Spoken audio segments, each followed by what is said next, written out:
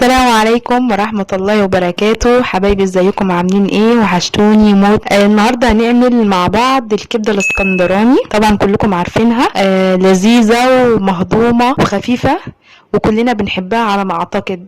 نحبها سندوتشات، نحب ناكلها معاها اي مأكولات تانية، بطاطس، مكرونة، حبيها سندوتشات عادي زي ما انت حابة يعني. احنا طبعا روح الكبدة الفلفل، فلفل حار او فلفل بارد رومي، اي فلفل ما تحبيه يعني. ومعانا كوباية خل، وطبعا روح الكبدة الثوم والليمون والتوابل طبعا بتاعتنا. ما تنسوش الحاجات دي، توابل، كزبرة، فلفل اسمر، الملح. عايزين تحطوا التتبيلة بتاعة الكبدة زي ما انت تحبي، بس هي كل ما الكبدة تديها توابل قليلة كل ما تحس بطعمها اكتر. فهي دي المكونات اللي قدامنا اللي انتوا شايفينها دي، وحاجات بسيطة جدا جدا. وعلى فكرة ليها كذا طريقة، بس انا النهاردة عاملها بالطريقة دي زي ما انتوا حابين. لو جربتوا الطريقة بتاعتي تمام هتحبوها. هنجيب الثوم ونحطه على الكبدة، ونجيب الليمون ونعصره على الكبدة زي ما انتوا شايفين كده بالظبط. هي الكبدة روحها الليمون وثوم، ما تنسوش يا جماعة. ونبقى نشيل البذر ده على فكرة. نعصر الليمونتين بالكتير قوي، توم مثلا فصين توم او 3 زي ما انتوا حابين على حسب الكبدة، ما نص كيلو ولا كيلو على حسب كمية الكبدة. ونجيب الخل زي ما انتوا كده شايفين بالظبط، طريقتها سهلة جدا. ونجيب الخل ونحطها ونقلبهم بقى مع بعض عشان كلها ايه، تبقى متماسكة ببعض وتاخد التتبيلة بتاعتها، تمتص كل السوائل بتاعتها.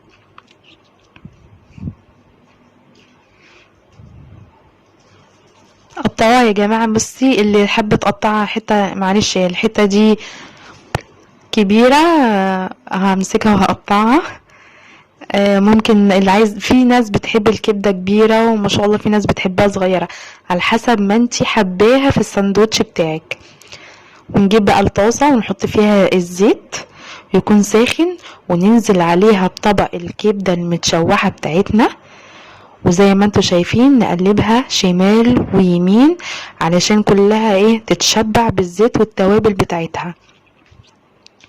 طعمها صراحة ريحتها نفاذة.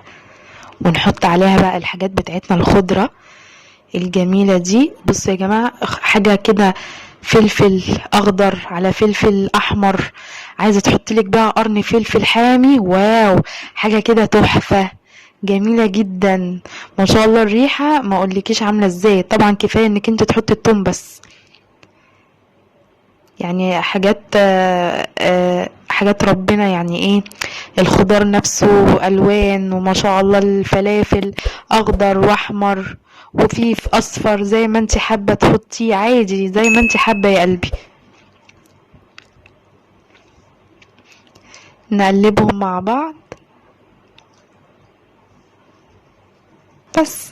هي كده بقى خلاص، احنا حسينا ان الكبدة بدأت تغير لونها. انزلي بقى عليها بالتوابل، لان على فكرة الكبدة مش بتحب ان هي تبقى على النار كتير. اولا الفايدة بتاعتها بتروح، مش عايزينها تبقى مهرية قوي. كل ما تبقى نص سوا كل ما تديلك طعم وانك انت تستفيدي بطعمها يكون احسن واجمل كمان. شايفين بتقلب ازاي؟ ما شاء الله طعمها وريحتها ما اقولكمش عاملين ازاي. انت ما تخليهاش بس على النار كتير، هي بس يعني ممكن 10 دقايق بالكتير قوي، ويمكن كمان 10 دقايق دولت كتير.